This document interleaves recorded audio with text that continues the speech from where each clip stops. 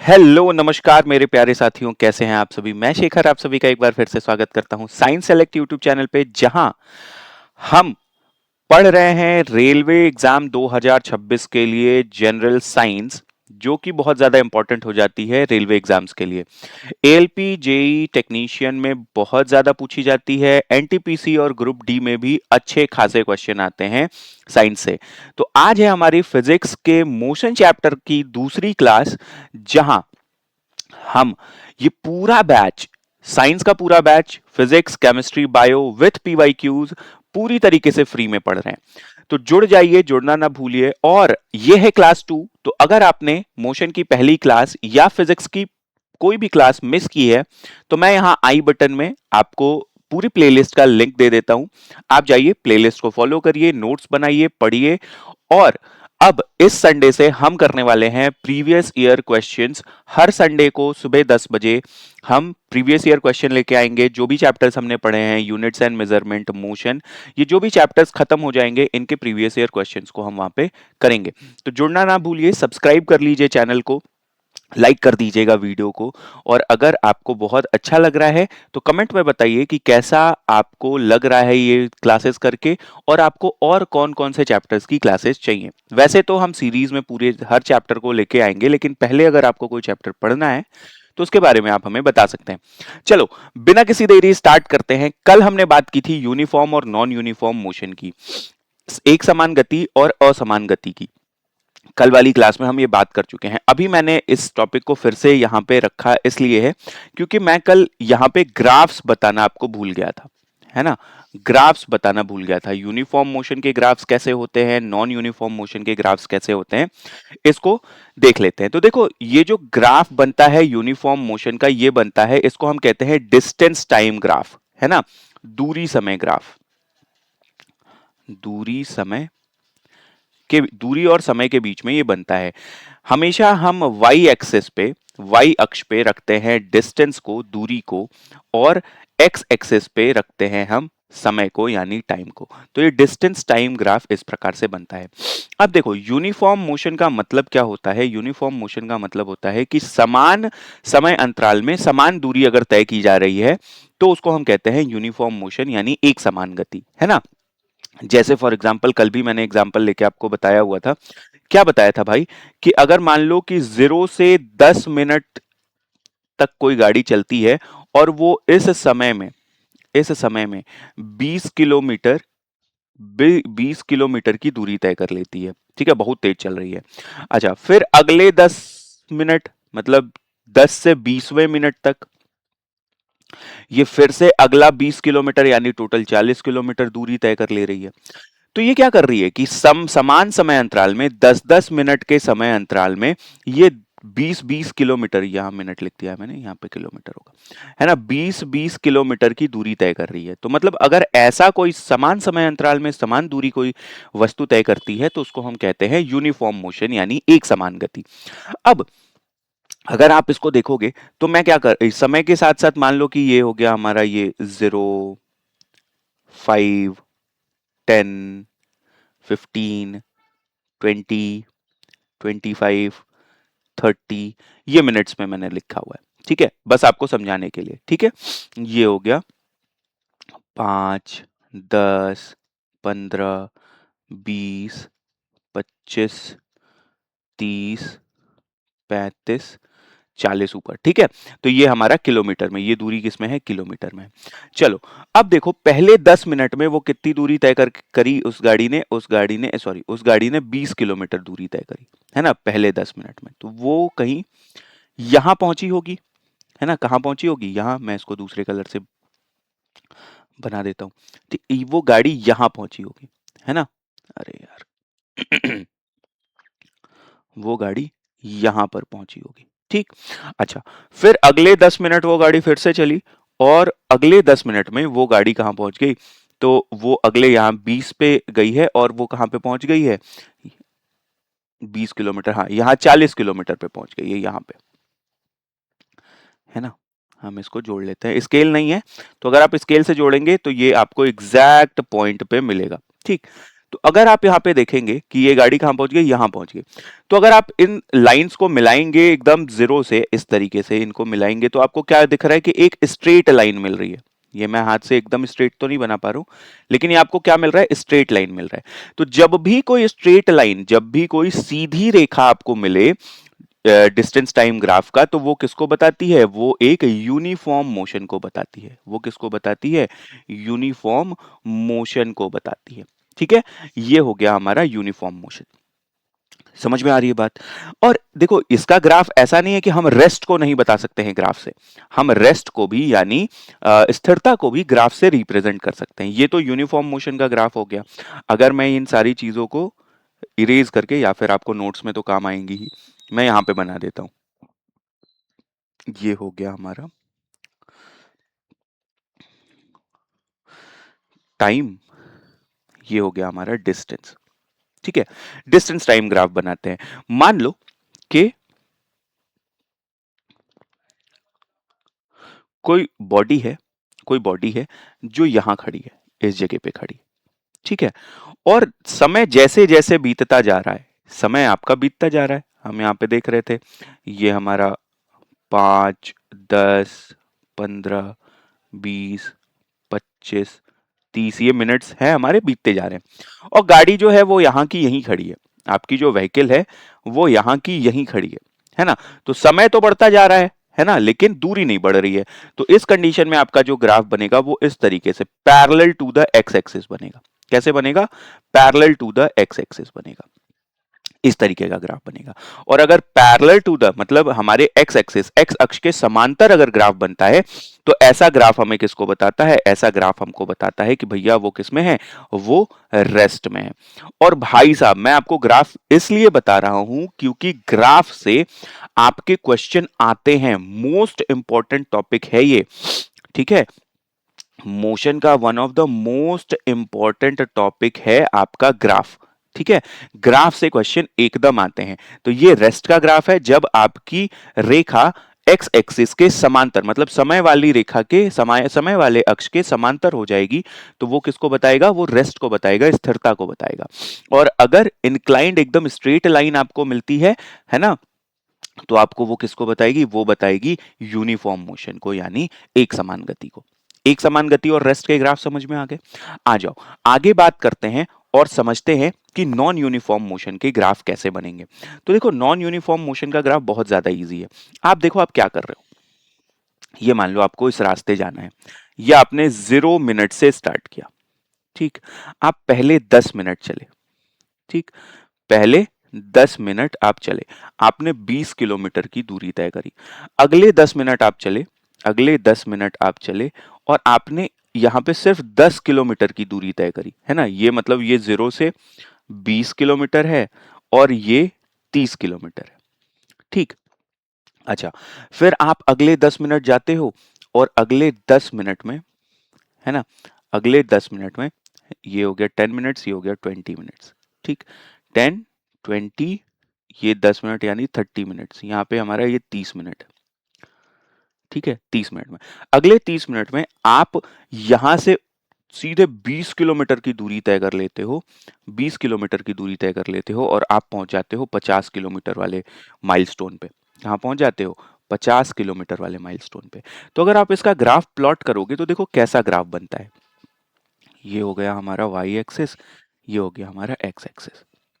ठीक, इसमें हम समय लिख दे, ये तो 0 है, ये है 5, ये है 10, ये है 15, ये है 20, ये है 25, ये है 30।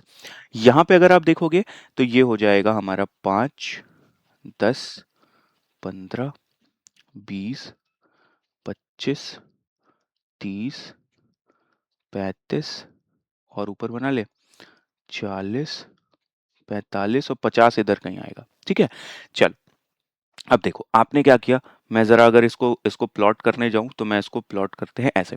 देखो, आपने क्या किया, पहले 0 से 10 मिनट गए, आप गए यहाँ इस वाले पॉइंट पे गए, तो कितना ही दूरी आपने तय करी, 20 किलोमीटर की दूरी। तो मतलब ये कुछ ऐसा यहाँ पे इस तरीके से इस वाले पॉइंट पे कट कर रहा है। ठीक है, इस वाले पॉइंट पे कट कर रहा है। अभी मैं उसको सही से बना दूंगा। फिर अगले 10 मिनट गए, यहाँ से 20 मिनट तक गए, तो आप कितनी दूरी तय कर पाए? 30 किलोमीटर की दूरी तय कर पाए। आप कितनी दूरी तय कर पाए मेरे भाई? 30 किलोमीटर की, इस तरीके से। ठीक है, फिर अगले 10 मिनट आप गए, मतलब 30 मिनट पे आप पहुंचे, तो आप 50 किलोमीटर की दूरी यहां तक पहुंच गए हो, है ना, यहां तक पहुंच गए हो, इस तरीके से, है इस तरीके से। ठीक, ये पहुंच गया। अगर मैं इनको हाईलाइट कर दूं, तो ये कुछ यहां पहुंचे थे, यहां पहुंचे थे और यहां पहुंचे थे। इनको अगर हम मिलाएं, तो देखो कुछ आपको कर्व्ड लाइन मिलेगी। कैसी लाइन मिलेगी आपको? आपको एक ये, फिर ये, फिर ये दिख रहा है, ये एक आपको कर्व्ड लाइन मिल रही है ना, सीधी रेखा नहीं मिल रही है। तो जब सीधी रेखा नहीं मिलेगी, तो ये किसको बताएगा? ये बताएगा आपको नॉन यूनिफॉर्म मोशन को। किसको बताएगा मेरे भाई? नॉन यूनिफॉर्म मोशन को। समझ में आ गया? तो मोशन के ये तीनों ग्राफ समझ में आए। यूनिफॉर्म मोशन कब होगा, नॉन यूनिफॉर्म मोशन कब होगा, रेस्ट का ग्राफ कैसे बनेगा, ये सारी चीजें हमने देख ली। अभी हमने कांस्टेंट मोशन की बात नहीं की है, मतलब जब हमारी स्पीड कांस्टेंट होगी, क्योंकि हमने अभी स्पीड नहीं पढ़ा है, अभी हमने सिर्फ मोशन को समझा है कि कैसा मोशन है। समझ में आ रही है बात? चलो, अब बात करते हैं अपने इस चैप्टर के अगले भाग की, जिसमें हम पढ़ेंगे डिस्टेंस, है ना। डिस्टेंस, दूरी। देखो दूरी क्या होती है, आप में से बहुत सारे लोगों को इसकी ये पता होगा, लेकिन अगर मैं इसको बहुत छोटे शब्दों में देखूं, तो मैं इसको बताता हूं। दूरी क्या है कि किसी निश, निश्चित नहीं, किसी पथ को चलना, ठीक है, किसी पथ को चलना, यही हमारी दूरी है। मान लो कि हमारा ये पॉइंट ए है और ये पॉइंट बी है, ठीक है। ए से बी हम ये पथ लेकर जा रहे हैं, ये रास्ता आपको दिख रहा है ना, ये रास्ता आपको दिख रहा है। तो इस रास्ते को अगर हम लेकर जा रहे हैं, तो अगर किसी पथ पर चल रहे हैं, है ना, पाथ कवर्ड, पाथ कवर्ड को हम क्या कहते हैं? दूरी कहते हैं, डिस्टेंस कहते हैं। पाथ कवर्ड को हम क्या कहते हैं? दूरी कहते हैं। दूरी को हमेशा, दूरी को हमेशा, अगर हम इसके एसआई यूनिट की बात करें, अगर इसके एसआई यूनिट की बात करें, तो दूरी को हमेशा हम मीटर्स में मेजर करते हैं। किस में मेजर करते हैं? मीटर में मेजर करते हैं। अब हमारी ये जो दूरी है, ये दूरी हमेशा कैसी क्वांटिटी होती है भाई? स्केलर क्वांटिटी होती है। कैसी क्वांटिटी होती है? स्केलर क्वांटिटी होती है। स्केलर यानी अदिश राशि होती है, अदिश राशि होती है। ठीक है, अदिश राशि कैसे होती है? अदिश राशि इसलिए होती है क्योंकि इसमें सिर्फ और सिर्फ मैग्नीट्यूड होता है, इसमें सिर्फ और सिर्फ मैग्नीट्यूड होता है, यानी सिर्फ और सिर्फ परिमाण होता है, हमारा कोई दिशा नहीं होती, है ना। जैसे मैंने कह दिया, सिर्फ परिमाण होता है, दिशा, डायरेक्शन नहीं होता है। डायरेक्शन यानी दिशा नहीं होती है ना, दिशा नहीं होती है। ठीक, क्या होता है? सिर्फ और सिर्फ हमारा डायरेक्शन होता है, सिर्फ और सिर्फ हमारा क्या होता है? डायरेक्शन होता है, दिशा नहीं होती है। इस कंडीशन को हम कहते हैं दूरी। ठीक, अब देखो कैसे कैसे आपने कह दिया कि भैया इसमें दिशा नहीं है। तो अगर मैंने बोला 20 किलोमीटर, 20 किलोमीटर, तो 20 किलोमीटर किस डायरेक्शन में, किधर? 20 किलोमीटर का कोई डायरेक्शन है? मैंने कहा हमको 20 किलोमीटर जाना है, तो जब तक मैं दिशा नहीं बताता हूं, तब तक वह सिर्फ दूरी है ना। और अगर दूरी है, कोई दिशा नहीं बताई गई है, तो हम उसको क्या कहते हैं? उसको हम कहते हैं अदिश राशि, यानी स्केलर क्वांटिटी। ठीक है, तो दूरी क्या है? दूरी जो पथ आप चल रहे हैं, किसी एक बिंदु से दूसरे बिंदु तक जाने के लिए जो आप पथ चल रहे हैं, उसी पथ को हम क्या कहते हैं भाई? डिस्टेंस कहते हैं। उसी पथ को हम क्या कहते हैं मेरे भाई? डिस्टेंस कहते हैं। समझ में आ गई बात? क्लियर हो गया? हाँ, चलो भाई। ठीक है, तो आप इसको कह सकते हो, दूरी क्या है? तो दूरी क्या है? दूरी is the length of path, length of path, ठीक है, covered, covered between two points, between two points, इसको हम कहते हैं क्या, इसको हम कहते हैं अपनी दूरी। ठीक है, दो बिंदुओं के बीच, दो बिंदुओं के बीच तय किया गया पथ क्या कहलाता है, क्या कहलाता है, दूरी कहलाता है। ठीक है, दो बिंदुओं के बीच तय किया गया पथ क्या कहलाता है भाई, दूरी कहलाता है। ठीक है, ये कैसी क्वांटिटी होती है, ये एक स्केलर क्वांटिटी होती है। दिमाग में बैठ गया बात, हाँ, 100% आ गई दिमाग में। चलो आगे बात करते हैं अगले टॉपिक की, जिसको हम कहते हैं डिस्प्लेसमेंट। ठीक है, ये क्या है, डिस्प्लेसमेंट। देखो डिस्प्लेसमेंट क्या होता है, डिस्प्लेसमेंट होता है smallest distance, smallest distance between BT, sorry, between two points.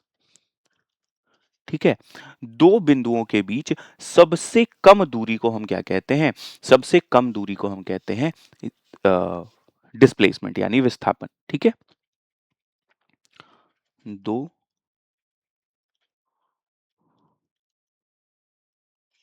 बिंदुओं के बीच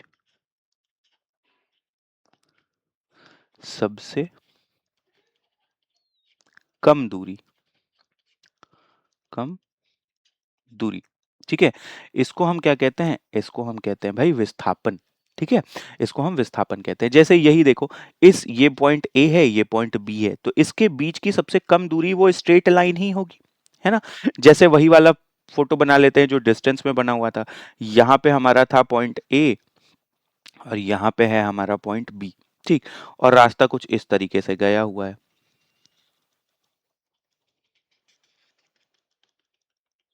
इस तरीके से रास्ता हमारा आया हुआ है। ठीक, ये रास्ता हमारा आया हुआ है, तो ये रास्ता हमारा क्या है, ये रास्ता तो हमारी दूरी है। विस्थापन हमारा क्या होगा, तो विस्थापन भाई ये होगा, इस बिंदु से लेकर और इस बी बिंदु के बीच जो सबसे कम दूरी है, ये सबसे कम दूरी है ना, ये सबसे कम दूरी है। तो इस दूरी को हम क्या कहते हैं, इस दूरी को हम कहते हैं भाई विस्थापन। ठीक है, तो यहाँ पे अगर मैं इसको इंडिकेट कर दूं, तो ये जो हमें दिख रहा है ये है हमारी दूरी यानी डिस्टेंस। ठीक है, और ये जो ब्लू वाला आपको दिख रहा है, ब्लू वाली लाइन जो आपको दिख रही है, ये क्या है, ये है विस्थापन। ये क्या है, विस्थापन है, यानी डिस्प्लेसमेंट है। समझ में आ रही है बात, ये क्या है, डिस्प्लेसमेंट है। ठीक अब देखो, ये जो दूरी है ये पथ पर निर्भर करती है, ये क्या करती है, पथ पर निर्भर करती है। तो दूरी कभी भी शून्य नहीं हो सकती। यहां पे अगर मैं एक और पॉइंट यहां पे ऐड करूं, तो यहां पे मैं ये ऐड कर सकता हूं कि डिस्टेंस कभी जीरो नहीं हो सकता। Distance can never be zero, है ना, दूरी शून्य नहीं हो सकती है, शून्य नहीं हो सकती है। ठीक है, दूरी जो है हमारी वो कभी भी शून्य नहीं हो सकती है, लेकिन विस्थापन शून्य हो सकता है। ठीक है, डिस्प्लेसमेंट कैन बी जीरो, विस्थापन शून्य हो सकता है।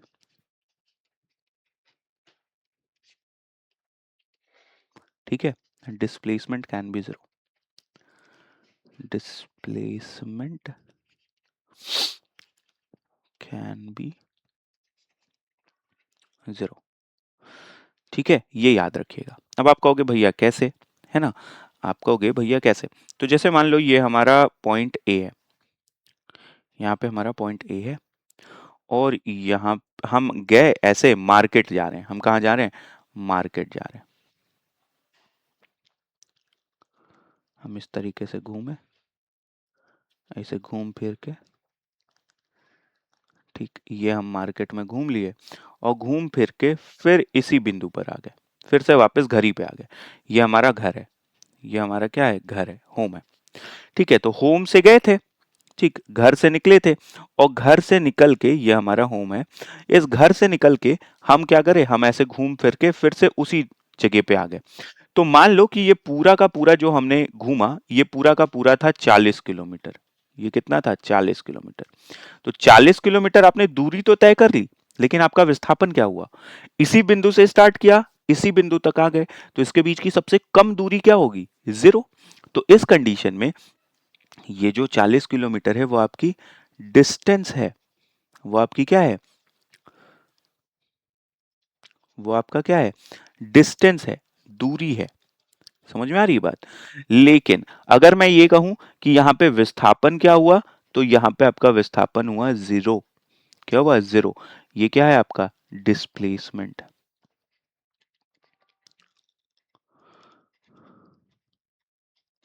डिस्प्लेसमेंट है, तो डिस्प्लेसमेंट आपका क्या हो गया, 0 हो गया। जब आप एक ही बिंदु से स्टार्ट करके उसी बिंदु पे आ जाते हो, तो विस्थापन पूरी तरीके से शून्य हो जाता है, लेकिन दूरी शून्य नहीं होती है, क्योंकि आपने कोई पथ तो चला है ना। तो पथ को हम दूरी कहते हैं, लेकिन दो बिंदुओं के बीच के सबसे कम दूरी को हम विस्थापन कह देते हैं। समझ में आ गया, क्लियर हो गया, दूरी और विस्थापन क्या है। तो आ जाइए इनके बीच में एक डिफरेंस समझ लेते हैं, है ना, डिस्टेंस वर्सेस डिस्प्लेसमेंट। ठीक, इनके बीच का डिफरेंस समझ लेते हैं, डिस्टेंस वर्सेस डिस्प्लेसमेंट। ठीक है, डिस्टेंस वर्सेस डिस्प्लेसमेंट। ठीक, आ जाओ, देखो अगर मैं डिस्टेंस और डिस्प्लेसमेंट की बात करूं, तो डिस्टेंस जो है हमारा, ये क्या होता है, पहला पाथ डिपेंडेंट होगा, क्या होगा, पाथ डिपेंडेंट होगा, ये पाथ इंडिपेंडेंट होगा। ये क्या होगा, पाथ इंडिपेंडेंट होगा, पाथ पे डिपेंड नहीं करेगा। ठीक है,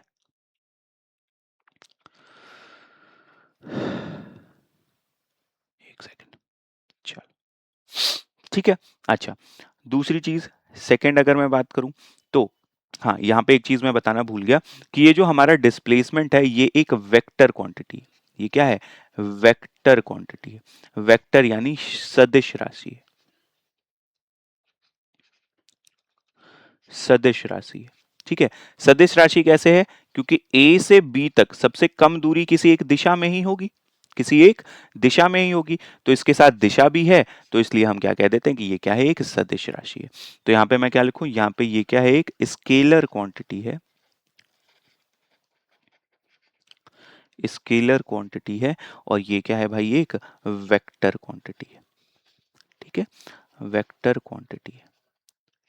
ठीक, अच्छा, तीसरा अगर मैं पॉइंट लिखूं, तो डिस्टेंस 0 नहीं हो सकता। ठीक है, can can never be 0। Distance कभी भी 0 नहीं हो सकता, लेकिन डिस्प्लेसमेंट कैन बी 0। ठीक है, ये 0, ये शून्य हो सकता है। ठीक है, अच्छा जी, और बात करें तो, एक सेकंड,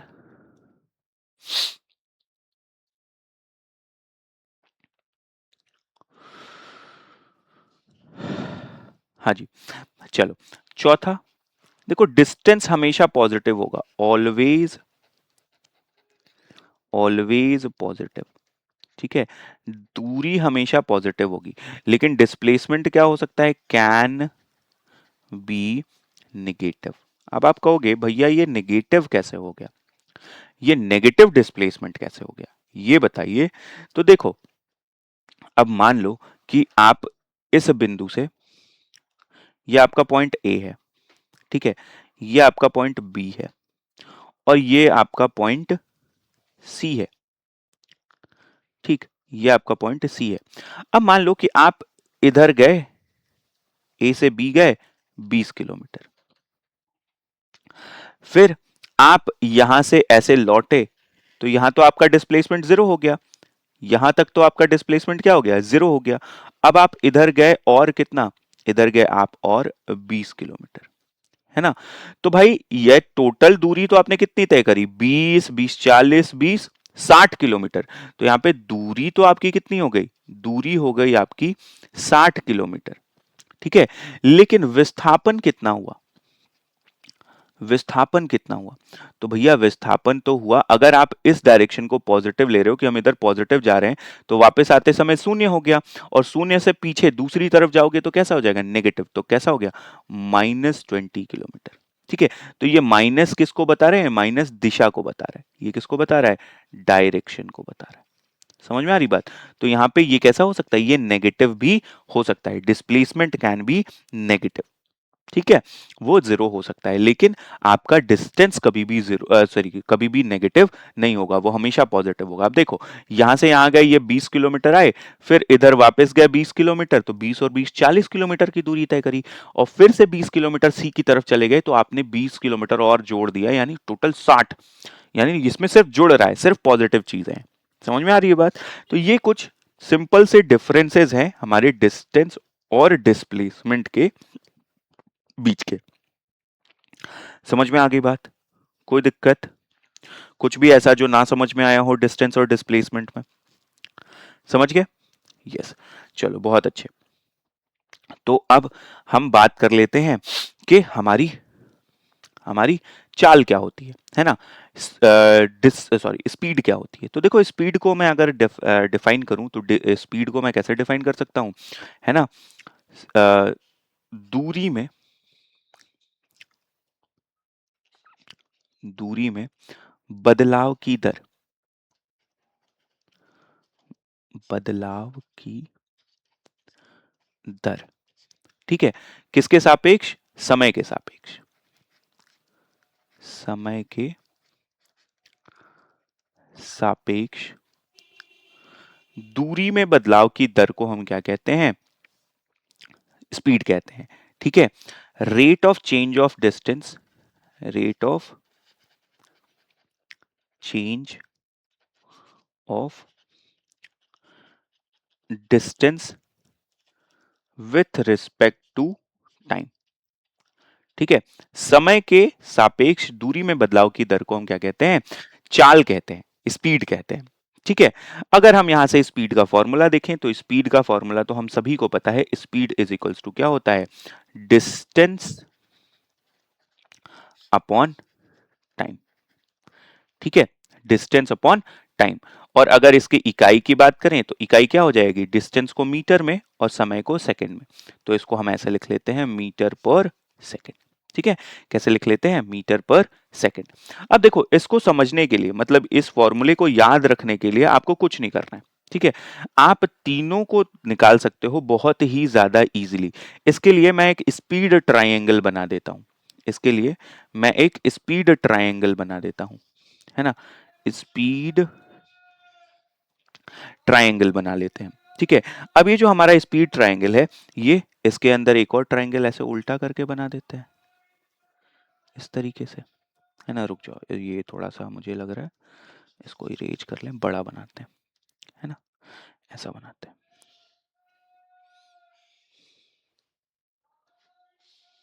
ऐसा बनाते हैं, ठीक, इस तरीके से, इस तरीके से, हाँ अब ठीक है। अब देखो, जैसे मान लो कि यहाँ पे मैंने ऐसे कर देते हैं, इसको ऐसे डिवाइड कर देते हैं, ठीक, इसको यहाँ पे डिवाइड कर दिया, इसको ऐसे डिवाइड कर दिया, इसको ऐसे डिवाइड कर दिया, और इसको भी ऐसे ही डिवाइड कर दिया, ठीक। जितने ऊपर ऊपर वाले भाग हैं सब में डिस्टेंस लिख दो, सब में क्या लिख दो, डी लिख दो, डिस्टेंस, ठीक। दूसरे कलर से लिखते हैं, सब में लिख दो डी, यहाँ लिख दिया डी, यहाँ लिख दिया डी, यहाँ लिख दिया डी, ठीक। अब अगर आपको निकालना है दूरी, अगर आपको क्या निकालनी है मेरे भाई, दूरी निकालनी है, तो आप यहाँ पे क्या करोगे, स्पीड और टाइम लिख दोगे, यहाँ पे लिख दो स्पीड और टाइम लिख दोगे, यहाँ पे लिख दो स्पीड और टाइम, ये हो गया हमारा पूरा का पूरा कंप्लीट। अब देखो अगर आपको निकालनी है दूरी, अगर आपको निकालनी है दूरी, ठीक है, दूरी निकालनी है अगर आपको, तो दूरी निकालने के लिए इन दोनों को क्या कर देंगे हम, इन दोनों को कर देंगे गुणा, स्पीड गुणे समय कर देंगे। तो यहां से आपको मिल गया distance is equals to speed into time. ठीक, एक ये फॉर्मूला मिल गया मेरे भाई। ठीक है, अच्छा दूसरा फॉर्मूला आपको क्या मिल जाएगा? दूसरा फॉर्मूला आपको यहां से मिल जाएगा, मान लो आपको समय निकालना है, मान लो आपको क्या निकालना है? समय निकालना है, समय निकालना है। तो आप क्या करोगे? डिस्टेंस अपॉन स्पीड, डिस्टेंस बटा स्पीड। ये क्या कर रहा है? ये बटा, ये डिवाइड को बता रहा है। ये किसको बता रहा है? ये डिवाइड को बता रहा है। तो यहां पे आप क्या करोगे? Time is equals to distance divided by speed. ठीक है, तो यहां से मिल गया आपको दूसरा फॉर्मूला। ठीक, अच्छा यहां पे अगर आप देखोगे, अब मान लो कि आपको स्पीड निकालनी है, मान लो कि आपको क्या निकालनी है? स्पीड निकालनी है। आपको क्या निकालनी है? स्पीड निकालनी है। तो यहाँ पे फिर से आप क्या करोगे? ये हमें डिवाइड बता रहा है, ऊपर नीचे वाला डिवाइड बताता है। तो speed is equals to distance upon time. तो ये हो गया हमारा तीसरा फॉर्मूला। ये है हमारा क्या? ये है हमारा स्पीड ट्रायंगल। इसको हम क्या कहते हैं? इसको हम कहते हैं स्पीड ट्रायंगल। ठीक है, स्पीड ट्रायंगल। ठीक, स्पीड ट्रायंगल से आप इजीली ये तीनों फॉर्मूले निकाल सकते हो। ऊपर वाले में डी, साइड वाले में एस, टी। अब आप जिसको निकालना चाहते हो उसको छुपा दो और बाकी दोनों को देख लो कि कैसे निकालना है।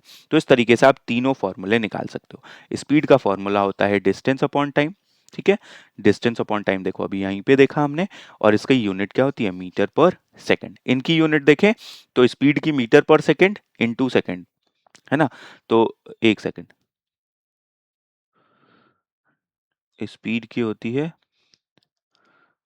हाँ ठीक तो है, मीटर पर सेकंड इनटू सेकंड। तो सेकंड से सेकंड कट गया, डिस्टेंस की यूनिट क्या आ जाएगी? मीटर। यहां से अगर आप निकालोगे तो टाइम को निकालोगे तो ये हो जाएगा मीटर अपॉन मीटर पर सेकंड। तो सेकंड क्या हो जाएगा? ऊपर चला जाएगा, मतलब ये हो जाएगा metre upon metre into second. ठीक, तो मीटर से मीटर कट गया, बचा क्या? सेकंड। तो इसकी यूनिट क्या हो जाती है? सेकंड। और ये क्या है? मीटर पर सेकंड। ये तो हमारा मीटर पर सेकंड है ही। तो ये हो गई आपकी स्पीड की बात। ठीक है, आज की क्लास को इतना ही रखते हैं, 9 बज गए हैं, तो आपको भी बहुत सारे काम करने होंगे, है ना? मैं ये क्लास रिकॉर्ड कर रहा हूँ, 10 बजे आपको ये क्लास मिल जाएगी। तो चलिए मिलते हैं आप सभी से अगली क्लास में। अगली क्लास में हम बात करेंगे वेलोसिटी, सॉरी स्पीड ही था यहाँ पे, अच्छा हाँ, एवरेज स्पीड क्या होती है, वेलोसिटी क्या होती है, एवरेज वेलोसिटी क्या होती है, एक्सेलरेशन क्या होता है। अगली क्लास में ये चैप्टर हो जाएगा खत्म। तो आपसे मेरी एक ही रिक्वेस्ट है मेरे भाई लोग, वो रिक्वेस्ट है कि प्लीज चैनल को कर लो सब्सक्राइब, चैनल को कर लो सब्सक्राइब, है ना? अच्छा, टेलीग्राम को कर लो फॉलो, टेलीग्राम पे आप हमारे चैनल को ज्वाइन कर सकते हैं। चैनल का नाम है @साइंस सेलेक्ट, साइंस सेलेक्ट। ठीक है, चैनल टेलीग्राम पे हमारा चैनल है साइंस सेलेक्ट। जल्दी हम इंस्टाग्राम पे भी आ जाएंगे, तो उसकी भी इंफॉर्मेशन आपको दे देंगे और व्हाट्सएप चैनल की भी इंफॉर्मेशन आपको दे देंगे। आपका काम क्या है? सब्सक्राइब करना, सब्सक्राइब कर लो चैनल को, है ना? मिलते हैं आप सभी से, शेयर कर दो इस वीडियो को ज्यादा से ज्यादा अपने दोस्तों के साथ जो भी रेलवे की तैयारी कर रहे हैं, और लाइक कर दीजिएगा इस वीडियो को। चलिए मिलते हैं आप सभी से अगली क्लास में। तब तक के लिए धन्यवाद, मस्त रहिए, मगन रहिए। महादेव आपकी सारी इच्छाएं पूरी करें। हर हर महादेव। नमस्कार, प्रणाम, जय हिंद, जय हिंद। चलो।